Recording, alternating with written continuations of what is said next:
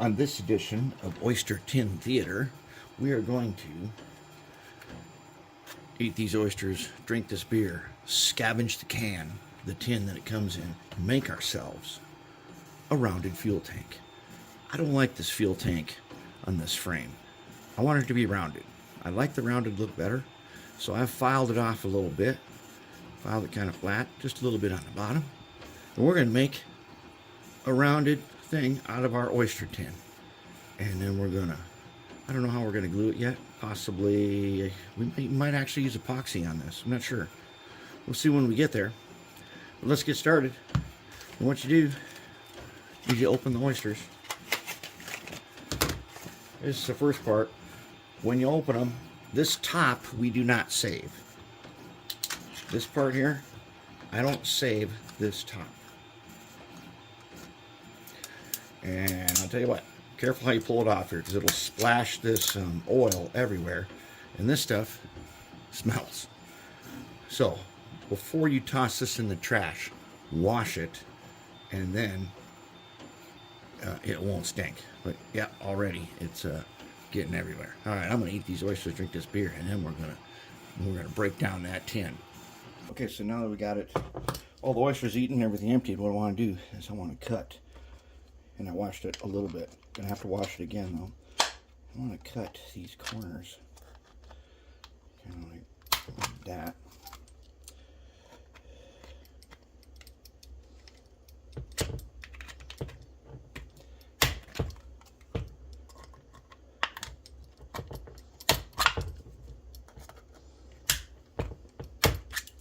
Okay, open it.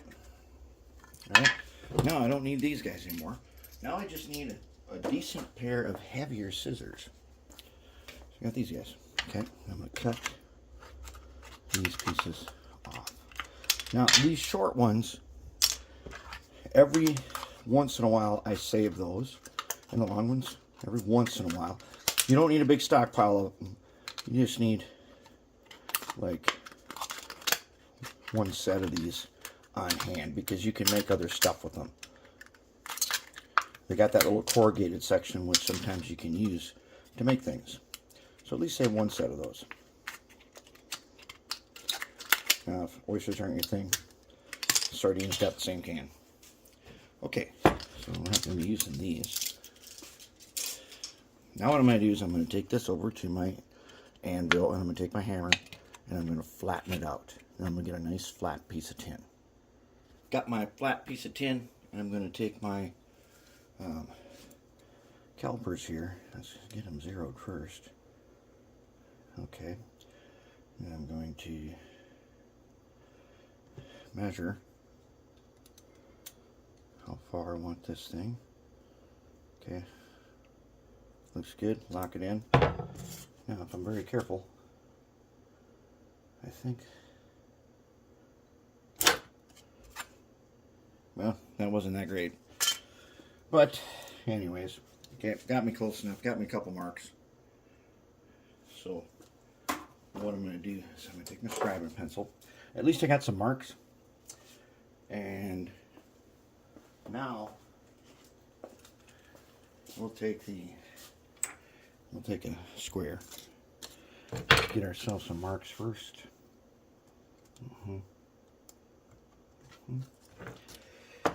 And then let's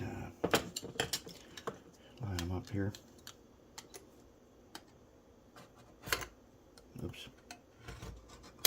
That's one.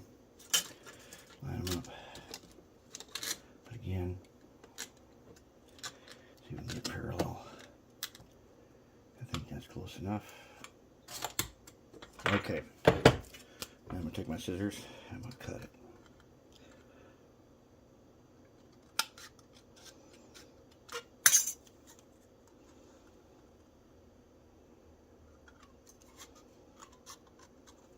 Alright, now let's just see if it matches. It's just a little bit wide, but that's okay, because we're going to end up filing it once we get it attached. I said, yep, okay. So now basically what we're going to be doing is we're going to take it about like this, We're going to be bending it around.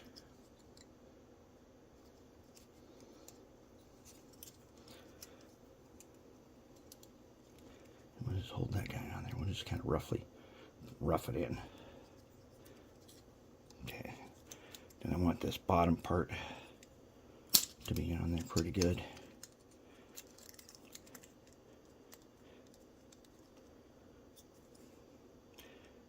Okay. Okay, that's going to be my fuel tank. It should be pretty decent. I like the rounded fuel tank better. All right. So what we want to do, now we got to figure out what we're going to do about gluing this guy.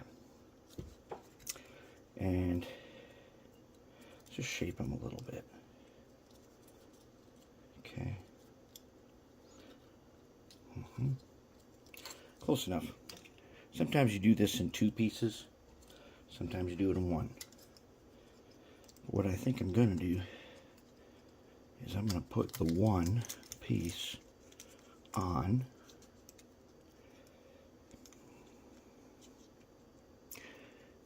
And I'll trim it when I'm done.